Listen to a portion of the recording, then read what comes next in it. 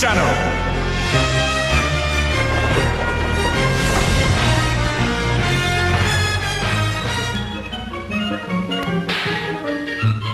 The rooster is the oldest trademark in films.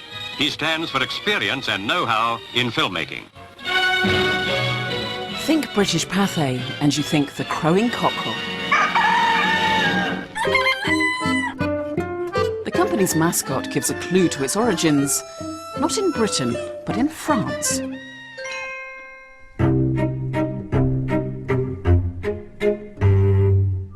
Pathé started out as two brothers, Charles and Fairfield, whose business began in fairgrounds, marketing phonographs.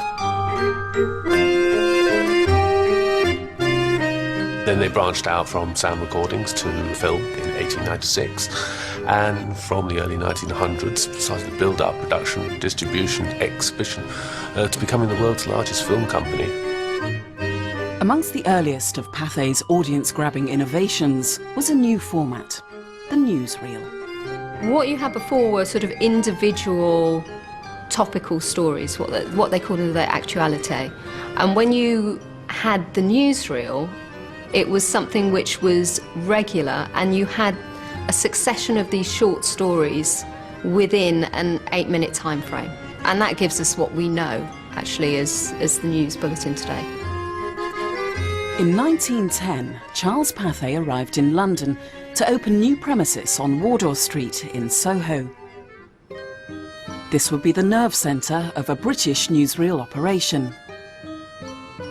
Pathé began to recruit talent, gathering together a small band of intrepid young cameramen.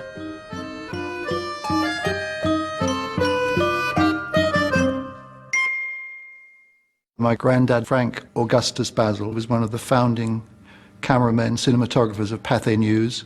He actually started as a projectionist at a cinema where sometimes courting couples got under the platform where the screen was and courted so energetically that they would knock the screen over. And my grandfather would have to run out of the projection room and stand it up again and then continue with the showing. This was in the days when cinema audiences were sprayed with eau de cologne to make sure everybody smelt nice.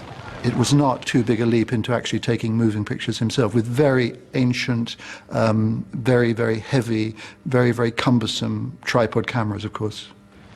My grandfather was in at the ground floor, and he stayed with Pathé News until the late 1940s.